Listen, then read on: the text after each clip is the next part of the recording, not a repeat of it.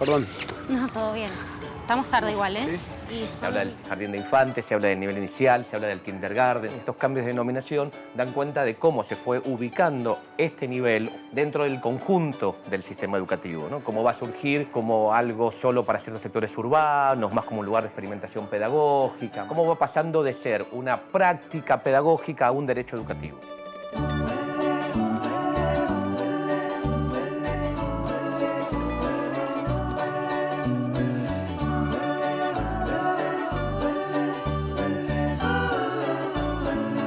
No sé si alguien tiene alguna pregunta, si alguien se quedó con alguna duda.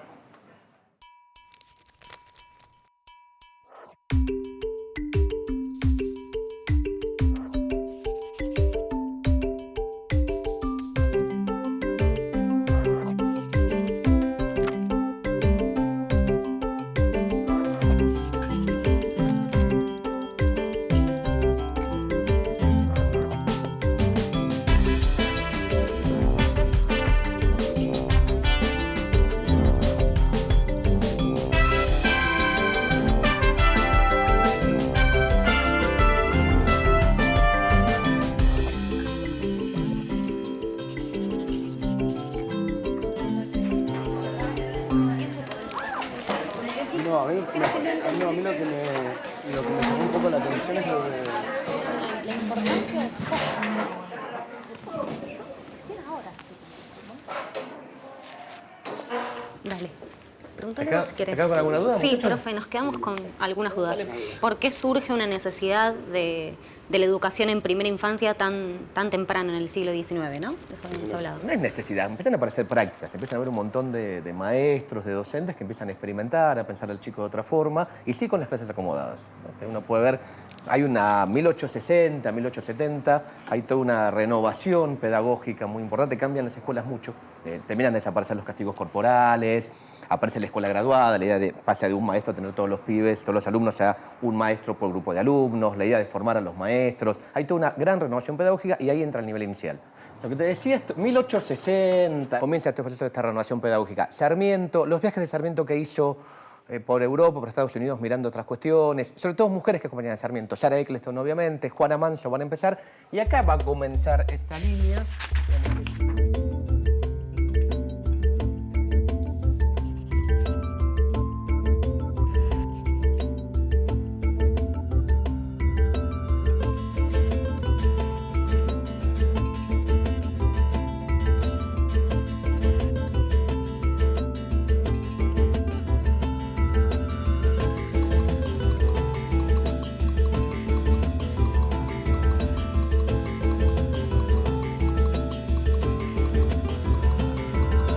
Mi vieja sigue con lo de preescolar, porque estoy estudiando para preescolar. Y ahí está para qué sirve la historia, ¿viste? Lo de preescolar fue como un momento que hay que tirarlo bajo. O sea, yo pensaba que hay mucha lucha atrás para que esto no sea entendido, el jardín de infantes, como algo que está previo a la escuela, que es otra cosa que no tiene que ver con el sistema educativo. Por eso hablamos de nivel inicial hoy. O sea, tiene una entidad propia, tiene que ver con otras lógicas, es donde empieza el derecho a la educación de los chicos. Y tiene que ver para poder entender estas cuestiones. Digamos, uno a veces cree que uno es todo innovador o va a poder cambiarlo todo, o que lo a uno le pasa es solamente una idea propia. En realidad uno está repitiendo cuestiones previas, está escribiendo en relatos más grandes.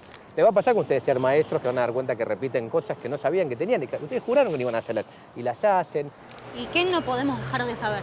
Nada, en realidad hay que saberlo todo. Digamos. O en realidad uno sabe qué es lo que pudo dejar de saber cuando ya lo sabe todo, al final. Ahí dice, bueno, esto la verdad podría no haberlo sabido, pero es mejor saber de más que saber de menos. Entonces, viste, conviene, ustedes pónganse las pilas, lean novelas, vean películas, vayan al teatro, miren edificios, salgan, conozcan, y eso después, porque si uno parte de saber quiere saber solo lo importante, a lo mejor la pifia. Entonces mejor irte de más. Al final uno dice, che, me parece que esto no era importante, pero igual ya lo sabés. Bueno, gente, la verdad, no me tengo que ir, ahora sí. Nos vemos el lunes. El lunes, suerte. Cuídense. Nos vemos el lunes. Hasta luego. Gracias. Chao.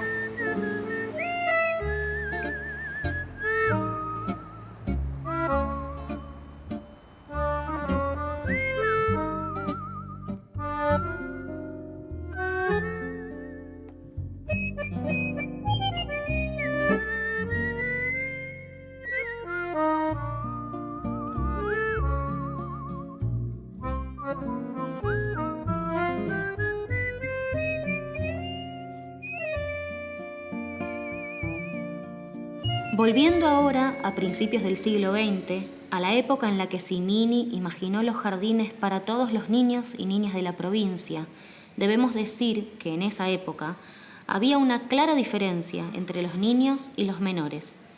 En las grandes ciudades, los niños de familias acomodadas, o como decía el informe de la Normal de Paraná, bien parecidas, concurrían al jardín, mientras que los menores, los hijos de los pobres o enfermos, eran considerados peligrosos, vándalos que jugaban con lagartijas, con gatos o palomas. Eran los niños que trabajaban, los canillitas, los lustrabotas. Esta diferencia entre unos y otros es la que sufre un cambio fundamental en el primer peronismo.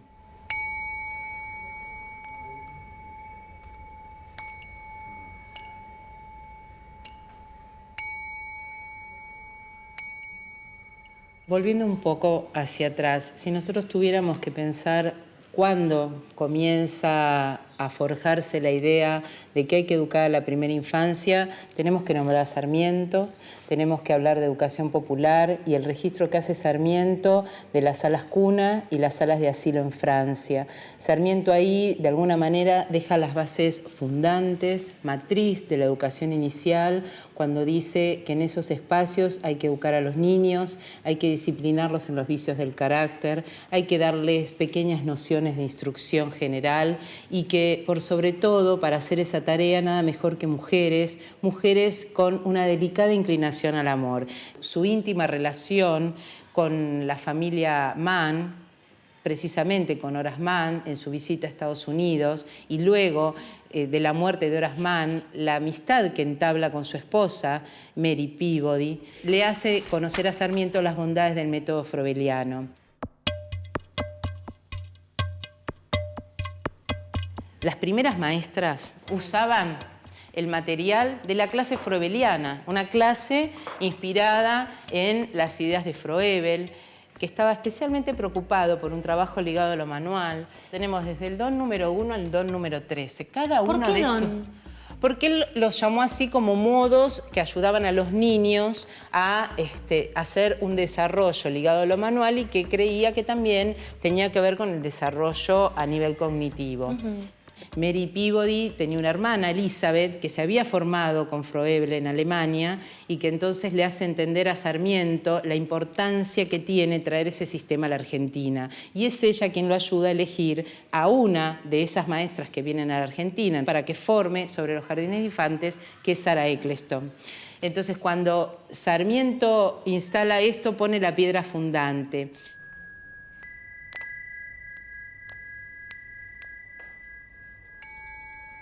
Esta clase, ordenada en torno a los materiales, determinados en las posibilidades de lo que los chicos pueden hacer, empieza a dar lugar a la situación de juego libre, a la situación de habilitar escenarios lúdicos, la posibilidad de que los chicos inventen.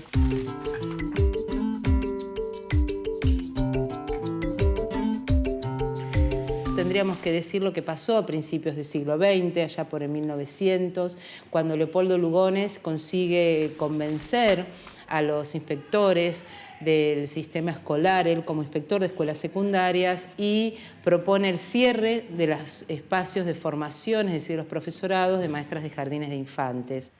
Y esto habilita a que un grupo de mujeres se empiecen a preocupar y a ocupar en pelear por la creación de jardines en todo el territorio nacional. ¿Esto para qué época, Mónica? Mira, esto transcurre entre el cierre de los jardines a principios de siglo y la década del 40.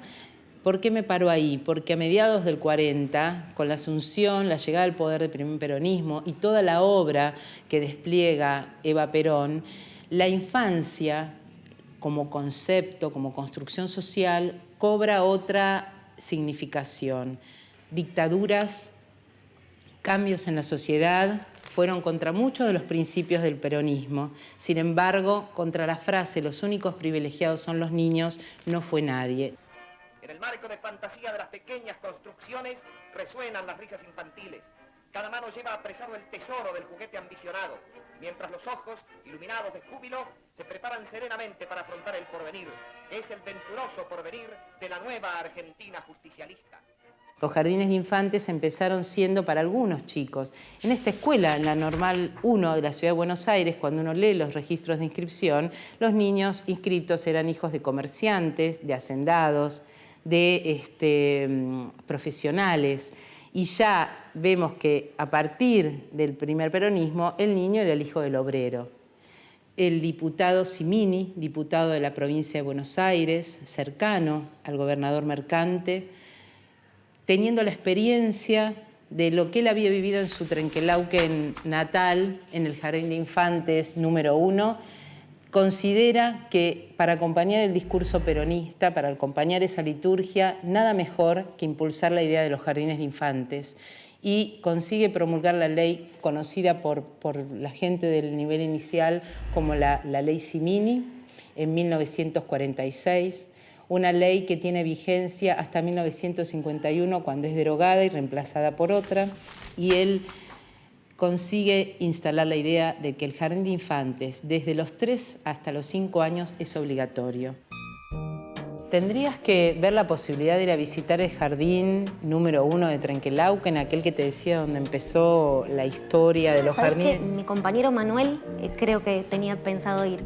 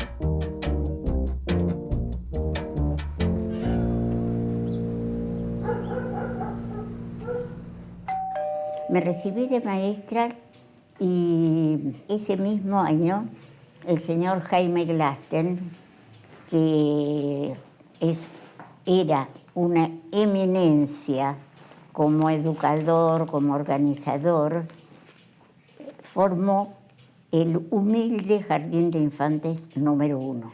Fui con muy poca base, en realidad, pero me habitué. Era algo nuevo. Era algo nuevo. Así que fue el primer jardín oficial, diríamos, de la provincia. ¿Cómo era esa llegada de los chicos al jardín? Bueno, los primeros días llantos, no querer quedarse, y a veces los padres, por debilidad, veían llorar al nene y se lo llevaban. No intentaban dejarlo. Otros no, otros eran más severos, los dejaban, y los chicos a los 4 o 5 días ya estaban adaptados. Un día en el jardín era, bueno, entrar, dirigirse al patio, rodear el mástil, izar la bandera. Los días de fiesta se cantaba el himno y si no, recitaban una poesía de entrada y después en fila cada uno se dirigía, cada sesión se dirigía a su salón. Teníamos amplia colaboración de los padres, así que se trabajaba en el jardín con toda libertad. En contacto con los padres. En contacto con los padres, sabían lo que hacíamos, venían a presenciar actividades. Presenciaban actividades. Se interesaban, venían a preguntar cómo se portaban los chicos. Era una colaboración única. ¿Y cómo eran los actos en ese momento? Repletos de padres. Repleto. Les encantaba venir a la fiesta del jardín porque los chicos se vestían, si tenían que bailar, hacer bailes criollos o si para las celebraciones patrias representaban algún personaje histórico o granaderos, eso les encantaba. Después teníamos clases de música que eran para mí lo más grato para los chicos, porque los chicos cantaban, bailaban, hacían gimnasias rítmicas. Las gimnasias rítmicas consistían en un cuento musicado, un cuento que les enseñaba algo. Por ejemplo, el título de la gimnasia, El viento, los trabajos del viento. Los chicos sentados en el suelo, la maestra sentada al frente de ellos, haciendo los movimientos, el piano tocando la música adecuada y los chicos imitando las gimnasias.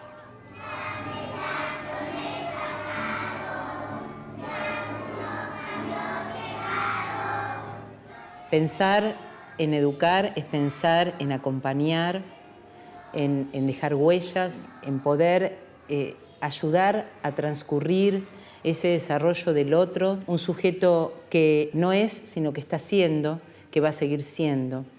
¿Por qué es importante en la primera infancia? Porque lo que ocurre allí no tiene forma de ser recuperado. La obsesión por la evaluación que nos está ocupando en el último tiempo no nos permite ver que uno a veces va a dejar una huella en un nene de 1 año y no va a ver qué pasó con eso, que eso lo va a ver la maestra de más adelante, que eso lo va a descubrir la madre en la casa, pero que no vamos a poder evaluar eso.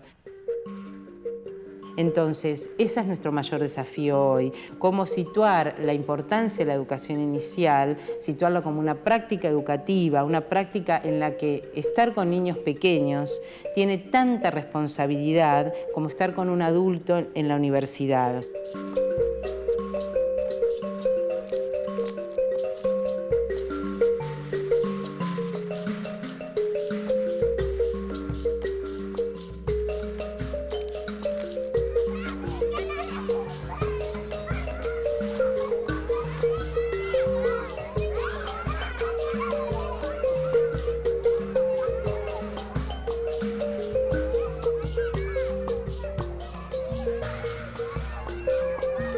Bueno, la clase de música era encantadora.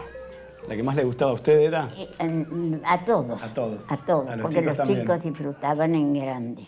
Je suis le petit tambour de la garde nationale. Je me lève au point du jour. Je bats la générale. Quand 3 poules s'envolent. la Première marche devant. La deuxième marche derrière. La troisième marche la dernière.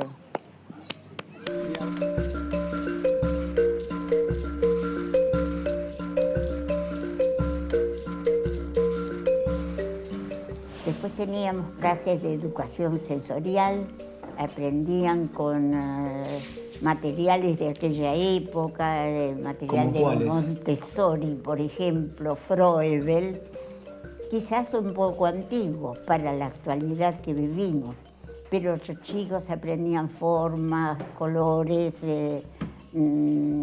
ubicaciones y hasta teníamos jardinería. Cada sección tenía su huerta.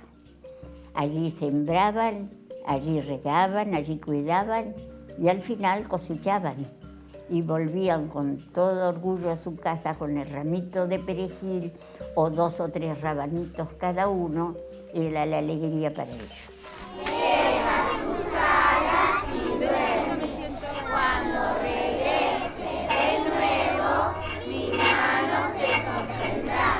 A veces me sorprenden a cada visita de algún exalumno que desde ya no conozco. Claro, ¿no? Acá los de acá sí, pero un día se me apareció uno que venía de Bariloche a visitarme y se presentó yo. ¿Quién sos? ¿Quién es? ¿Quién es usted? ¿Y qué le pasa a usted cuando...? Emocionante. Emocionante. Un recuerdo tan lindo, es que era muy linda la vida en aquella época. Por este caminito, alegre Santarín, por este caminito nos vamos de jardín.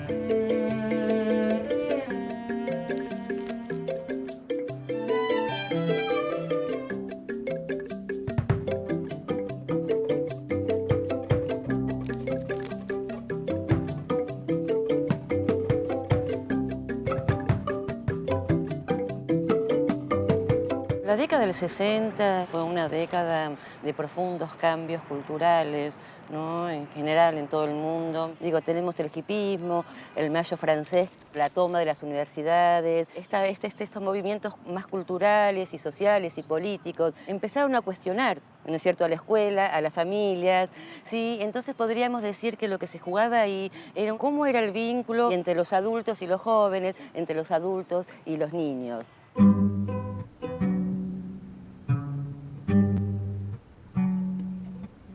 ¿Y han habido cambios concretos en los años 60? Sí. La educación inicial tiene la particularidad de ser como bastante permeable a las nuevas experiencias, a los cambios, a los nuevos marcos.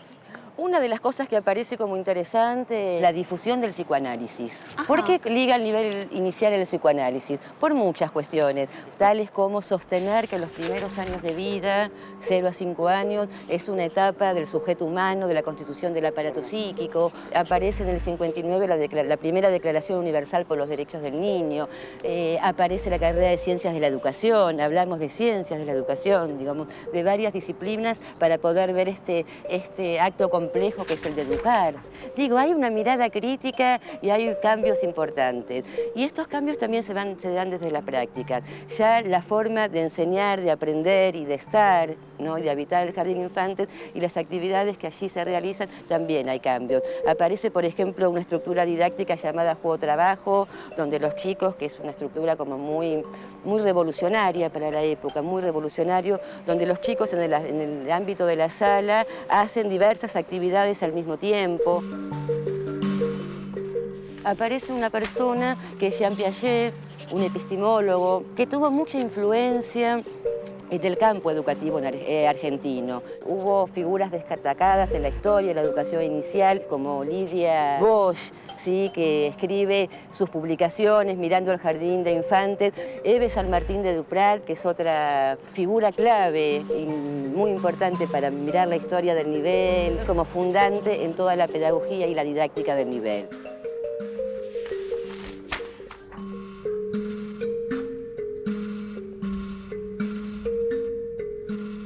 En la dictadura, el nivel inicial sufre las consecuencias como el resto de la sociedad y el resto de los niveles. ¿Qué es lo particular que pasa? Hay un sujeto infantil que es susceptible de ser desaparecido y es susceptible de que su identidad sea robada y asesinados también, ¿no es cierto? O sea que, digo, ahí el sujeto infantil de 0 a 5 años tiene una marca, una huella que deja fuertemente la dictadura y el proceso militar. Después, mirando más al interior del nivel inicial, digo, hay cosas como increíbles, como tantas otras, como por ejemplo, hubo libros de cuentos, como La Torre de Cubos de Laura de Betax, que fueron prohibidos. Digo, ese fue un clima de clausura, un clima de encierro y un clima de opresión.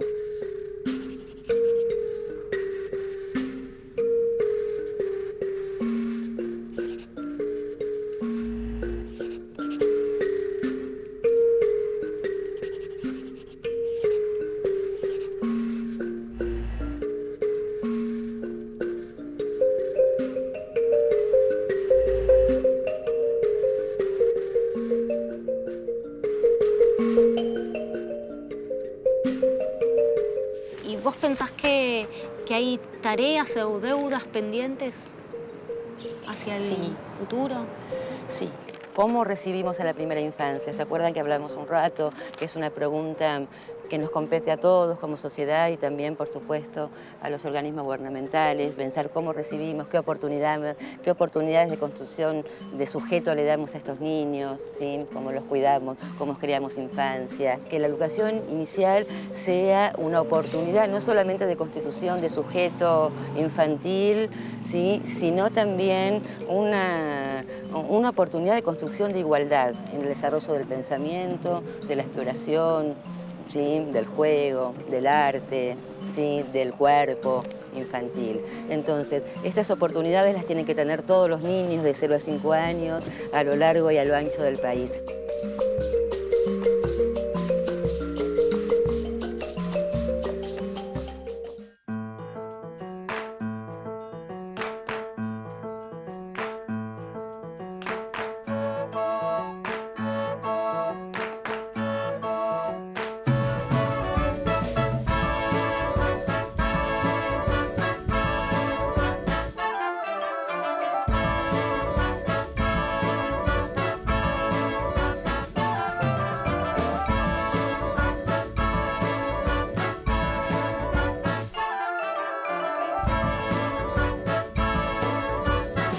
C'est fini.